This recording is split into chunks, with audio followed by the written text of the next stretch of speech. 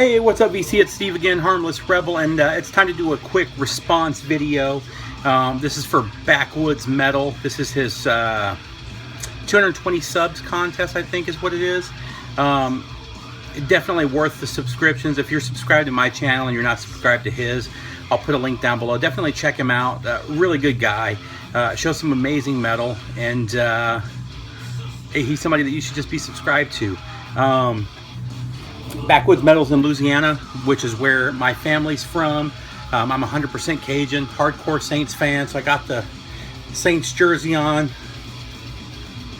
the Marquise Colston jersey. We're listening to a little bit of New Orleans metal in the background. We're listening to Symmetry and Black from Crowbar. So what he wanted us to do is put together a list of our top 5 albums from second singers, basically, or from bands that have had multiple singers. So these aren't necessarily my all-time favorite second singers or third singers or whatever. And the reason I decided not to do that is simply that everybody's going to be showing the same stuff. I didn't want to watch the videos because I didn't want to see anything from anybody else. I usually, when I'm doing these contests, I try to do my response before I look at everybody else's. But when you start talking about bands that have had multiple singers, bands like Black Sabbath, a lot of people are going to show. And I could have easily shown that at number 1 or number 2. Iron Maiden, everybody's going to show that. Everybody loves Bruce Dickinson. AC/DC, people love Bon Scott. Van Halen with Van Hagar. There are so many bands that I just know most people are going to show. So I try to choose some bands that not everybody's going to show. And these are some of my favorite albums from these bands. So let's go ahead and get started. This is number 5. Not so much because it should be in number 5 position. It's more because I just don't have these albums on vinyl. One of them would cost hundreds of dollars. And the other one would be close to $100. I'm hoping that they re-release this band's music later this year when their first new CD in a couple decades comes out. But I decided to start with Coroner. On Coroner's first album, this is their demo, Death Cult. Tom G. Warrior from Celtic Frost was their vocalist. And the way that worked out was when Coroner started off as roadies for Celtic Frost, and they decided to start their own band. They didn't have a vocalist at that point, so they got Tom G. Warrior to step in and do vocals for their demo. Really raw, really killer. If you haven't checked out Coroner, they're an amazing technical thrash band, very progressive, and they got more progressive as time went on. But they always stayed metal. This first album is more speed metal, thrash, killer demo though. So the song that I wanted to show, the album that I wanted to show, is No More Color. This and Mental Vortex are my 2 favorite of the Coroner albums. But honestly, I could have grabbed any one of them because I like every single one of their albums. This is the original German noise release. Oops. And the vocalist on here is, I got my cheat sheet, so sorry if you see me looking down on a couple of these, is Ron Broder. On their first album, he went by Ron Royce. They all came up with stage names. And by the second album, they were all going by their real names.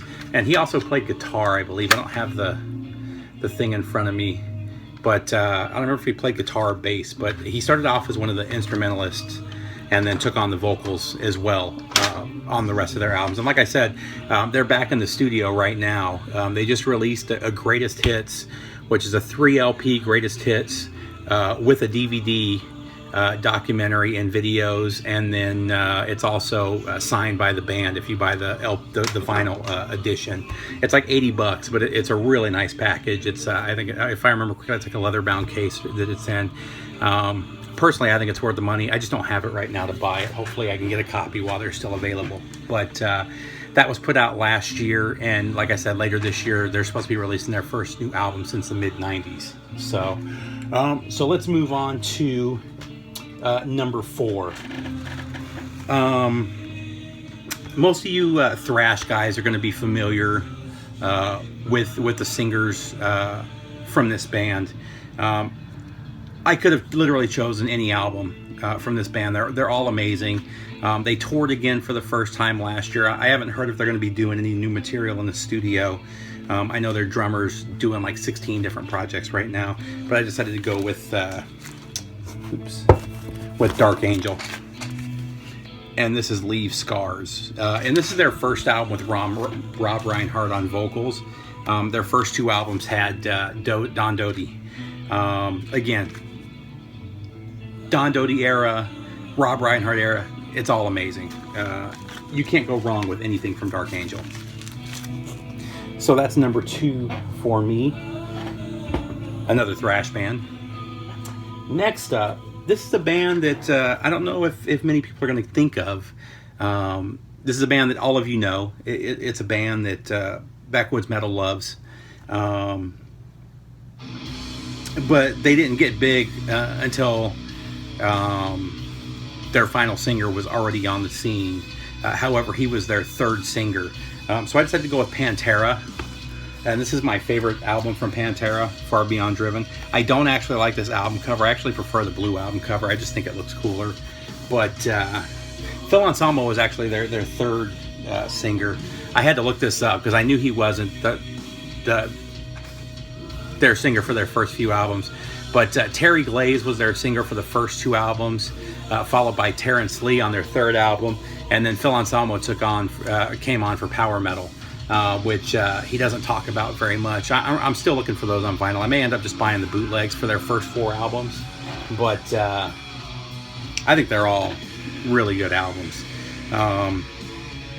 So now we're down to number 2, and we're getting to 2 of my favorite bands. This one has actually had, I believe, half a dozen singers. I believe it's 6. Including the current singer. But I decided to go with Riot. So Guy Speranza was their vocalist for the first 3 albums. All 3 of those albums are amazing. And then Rhett Forrester came in and took over on Restless Breed, and he did 2 albums with them. This one and is it Made in America? No, it's not Made in America. I can't think of it off the top of my head, but is it Born in America? Doesn't matter. He did 2 of their albums, and then in the late 80s they went the power metal route, and Rhett Forrester left the band and a new singer came in. But this is another band. I literally could have chosen any of their singers, any era. All of their albums are amazing, but just really good traditional heavy metal. And I check out their early stuff with Guy Speranza. Unfortunately, he's passed away. Sadly, they've had, I think, 5 or 6 members that have died. Most recently, Mark Reale, sadly, who was the final original member that was still in the band. He was the only guy that was original in every single era of Riot. But those first few albums, man, for their first album came out in, I believe, 76. And it's super heavy. It's heavier than just about anything that was out in the 70s. And they just kept it going. And their album from 2014 was in my top 5 for 2014. Amazing album. So they're still doing it. And then last but not least is a band that nobody ever thinks of, just because most fans don't know the history of the band. And I'm talking about Judas Priest. A lot of people don't realize there are no original members in Judas Priest. Judas Priest was started by Al Atkins in 1969 with 3 friends of his. They did shows in 69 and early 70. In early 70, I think it was like March or April, they split up. And then later that year, Al Atkins hooked up with KK Downing and Ian Hill. And then they reformed Judas Priest. And Al Atkins was the vocalist for a couple of years until 73. So from 70 to 73, or 69 to 73, he was their vocalist. And the only reason that he left was he couldn't afford to stay in the band. They were having label disputes. They were having issues with Tony Iommi's management company. And he ended up leaving the band. He couldn't afford it, had to get a job. And through a friend of a friend, I think it was one of Ian Hill's friends,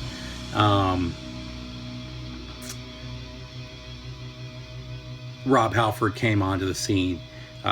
So he was actually in the band for their first album. However, had that management issue not popped up, Al Atkins probably would have been the singer. You know, they were already writing songs for that first album when Rob Halford was brought in. And at that point, even though Al Atkins was the singer, KK Downing had pretty much taken over the band. He was pretty much running the band. So Judas Priest, I mean, you guys have seen my Judas Priest videos. They're one of my all-time favorite bands, and they had to be in the #1 spot. So hopefully there's a couple there that nobody else is going to show. Like I said, I just wanted to do it a little bit different. I hope you're cool with that. But definitely subscribe to Jared's channel. He's a great guy. He shows some amazing metal again. The link's down below. I'll talk to you guys soon. Take care, BC.